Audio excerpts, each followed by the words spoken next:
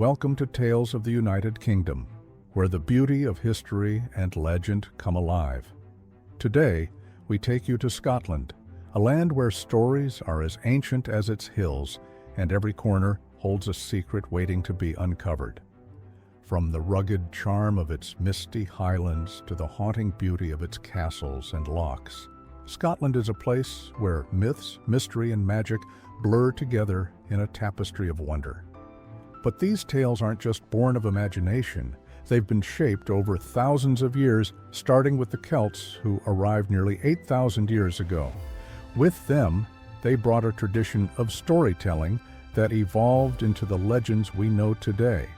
And as history marched on, whether it was the Romans facing fierce warriors or medieval kings building towering castles, Scotland's tales only grew more enchanting, more haunting, and more unforgettable. For centuries, Scotland has been synonymous with one legend above all others, the story of Nessie, the Loch Ness Monster. The tale dates back as far as the 6th century, when St. Columba, an Irish missionary, reportedly encountered a water beast in the Great Glen. Using the power of faith, he commanded the creature to retreat, and according to legend, it obeyed. Fast forward to today, and the mystery of Nessie lives on. Modern sightings, grainy photographs, and scientific debates have only fueled the legend, making Loch Ness a must-visit destination for dreamers and skeptics alike. Could Nessie be a giant eel, a prehistoric survivor, or something even more magical? That's for you to decide. Just as Loch Ness has its monster, Scotland's rivers and lochs are home to another legendary figure, the Kelpie. The Kelpie is a shape-shifting water spirit, often taking the form of a majestic white horse. It lures unsuspecting travelers onto its back, only to drag them into the depths. Once submerged, there's no escape. Variations of the Kelpie myth exist in Irish and Scandinavian folklore, but Scotland's take is uniquely chilling. Could these tales of malevolent water spirits have inspired Nessie's legend? It's a fascinating thought. But not all of Scotland's legends are magical. Some are downright terrifying, like the dark tale of Sawney Bean. In the 16th century, Sawney Bean and his family of 48 reportedly lived in a hidden coastal cave. By night, they ambushed travelers, robbing them and, disturbingly, consuming them. For over 25 years, travelers vanished along this stretch of coastline. The horror ended when one farmer narrowly escaped an attack and exposed the clan's crimes. King James VI himself led a mission to capture the Beans. What they found in the cave, gruesome remains of victims, painted a chilling picture. Though some question the historical accuracy of the tale, the legend of Sawney Bean endures, a haunting reminder of Scotland's darker past. Scotland is a land of beauty, but beneath its picturesque landscapes lie stories of bravery, magic, and mystery. From the enchanting waters of Loch Ness to the dark tales of Sawney Bean, these legends are woven into the heart of the nation. Edinburgh is a city where history and legend weave together, creating tales that have captivated generations. From the horrors of Burke and Hare to the loyal spirit of Greyfriars Bobby and the restless echoes of the past, its stories endure, reminding us of the complexities of life and death, power and survival. In the heart of Scotland lies a land where history meets legend, a place of ambition, betrayal, and survival. Among the most compelling figures to emerge from this rich tapestry is Mary, Queen of Scots. Her life story is a blend of triumph and tragedy, ambition and heartbreak, set against the dramatic backdrop of Scotland, England, and France. Let's explore Mary's enduring legacy and the legends that have shaped this remarkable nation. Mary became Queen of Scotland at just 1 week old, a title that was both a blessing and a curse, in 1542. To the south, King Henry VIII of England saw an opportunity to seize the Scottish crown, either by force or through marriage. 5 years later, with the birth of his son Edward, Henry proposed a union between the infant prince and the child queen. But the Scots resisted, determined to safeguard their independence. Mary's mother turned to France for an alliance, setting in motion a chain of events that would change Mary's life forever. To secure Scotland's future, Mary was sent across the Channel, betrothed to the Dauphin, heir to the French throne. This alliance thwarted Henry VIII's ambitions and strengthened ties with France. As Mary grew, her marriage to François, the Dauphin, solidified the bond between the two nations. When the French king Henry II died, Mary and François ascended as Queen and King of France. But their reign was tragically short-lived. François II's untimely death left Mary a widow at just 18. She returned to Scotland to reclaim her birthright, only to face a nation divided by religious and political tensions. By this time, her Protestant cousin Elizabeth I ruled England. The rivalry between the Catholic Mary and Protestant Elizabeth would define the future of the British Isles. Mary's personal life took a darker turn when she married her cousin, Lord Darnley. Though charming at first, Darnley's thirst for power soon revealed itself, and his jealousy turned deadly. One fateful night at Holyrood Palace, Darnley and his allies burst into Mary's chambers, brutally murdering her private secretary, David Rizzio, in front of her. Mary, 5 months pregnant, survived the ordeal, but the palace walls seemed to absorb the violence. Legend has it the bloodstains still reappear no matter how often they're scrubbed away. Not long after Rizzio's murder, Lord Darnley met a grim end. His body was found near the ruins of a house destroyed in a mysterious explosion. Suspicion fell on Mary and the Earl of Bothwell, her close ally.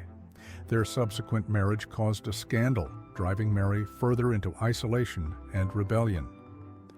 Overwhelmed by rebellion, Mary fled to England, hoping to find refuge with her cousin Elizabeth. Instead, she was imprisoned for nearly 20 years.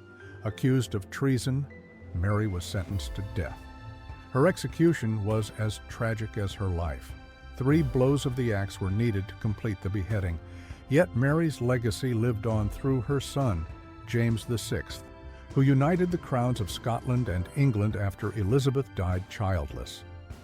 The spirits of Mary, Rizzio, and Darnley are said to haunt Holyrood Palace, their tragic fates forever etched into its walls. But Mary's story is just one part of Scotland's rich heritage. From the defiance of William Wallace to the tragedies of the clans, Scotland's history is brimming with tales of resilience and courage. William Wallace, immortalized in the film Braveheart, united the clans against Edward I of England. Though betrayed and executed, his fight for freedom became legendary. Inspired by Wallace's spirit, Robert the Bruce led Scotland to victory at the Battle of Bannockburn in 1314, securing independence for a generation. But not all of Scotland's legends are triumphant. In 1692, the massacre of Glencoe unfolded, a betrayal born of clan rivalries and political strife. Government troops, welcomed as guests by the MacDonald clan, turned on their hosts, killing dozens. The haunting beauty of Glencoe carries echoes of their cries to this day. From Mary, Queen of Scots, to the heroes of Bannockburn and the sorrows of Glencoe, Scotland's history is a tapestry of triumphs and tragedies. These stories, woven through time, remind us of the strength and spirit of a nation. Scene, a reenactment of Highland life, interspersed with foreboding visuals of betrayal. A seemingly minor delay sparked one of Scotland's darkest chapters, the massacre of Glencoe. The MacDonalds of Glencoe, longtime rivals of the Campbells, unknowingly welcomed their enemies into their homes. For 12 days, the Campbells feasted, laughed, and shared the warmth of Highland hospitality with the MacDonalds. But as snow blanketed the valley, the unthinkable happened. From the infamous Signal Rock, the order was given. Acting under the Crown's authority, the Campbells turned on their hosts. Men, women, and children were slaughtered as they slept. Those who fled faced the merciless winter, perishing in the freezing wilderness. Their homes were burned, their livestock stolen, and from the ashes rose a chilling legend, the ghosts of Glencoe. To this day, visitors to Glencoe speak of strange cries carried on the wind, ghostly figures moving through the hills, and an overwhelming sense of sorrow. But this was not the only tragedy to leave its mark on Scotland's history. In 1745, the embers of rebellion flared once more. Charles Edward Stuart, known as Bonnie Prince Charlie, returned to Scotland determined to reclaim the throne for the exiled Stuart line. With the Highland clans rallying to his cause, the campaign began with great promise. The Jacobites achieved decisive victories, including the Battle of Prestonpans, where their strength and unity were on full display. But hesitation would prove fatal. Instead of marching on London, the Jacobites lingered, allowing King George II's son, the Duke of Cumberland, to gather a powerful army. The final confrontation came at Culloden Moor in April 1746. Exhausted and outnumbered, the Highlanders faced Cumberland's forces on flat, open ground, a battlefield ill-suited to their guerrilla tactics. What followed was a massacre. With a single wave of his sword, the Duke, forever known as the Butcher of Culloden, ordered no quarter. The wounded were slaughtered where they lay, and the next day his troops combed the battlefield, killing any survivors they found. Even now, the Moors whisper of that brutal day. Visitors report ghostly cries, phantom footsteps, and the eerie sensation of unseen eyes watching them. The spirits of the Jacobites seem unable to rest, their sacrifice etched into the land itself. But one man escaped the bloodshed, Bonnie Prince Charlie.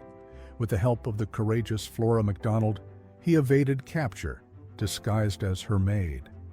Together they braved the sea, rowing to the Isle of Skye, a daring escape immortalized in the folk song, the Skyboat Song. Flora's bravery made her a Scottish heroine, though her loyalty came at great personal cost. Persecuted for aiding the prince, she eventually fled to America, but her legacy remains woven into Scotland's history. At Dunvegan Castle on the Isle of Skye, another legend endures, the fairy flag of the MacLeods. Said to possess supernatural powers, the flag has been unfurled twice in times of great need, once to heal a sick child and another to ensure victory in battle. But legend warns that it can only be used 3 times. With one use remaining, its power remains a tantalizing mystery. Will it ever be called upon again? Scotland's history is a blend of triumph and tragedy, where fact and folklore intertwine to create stories that captivate the soul. From the ghosts of Glencoe to the dreams of the Jacobites, every corner of this land holds a tale waiting to be uncovered. If these legends have stirred your imagination, perhaps it's time to experience them for yourself. Walk the misty moors, stand where history was made, and maybe, just maybe, you'll hear the whispers of the past. Thank you for joining us on Tales of the United Kingdom. Make sure to like, comment, and subscribe for more journeys through the myths and legends of this remarkable land.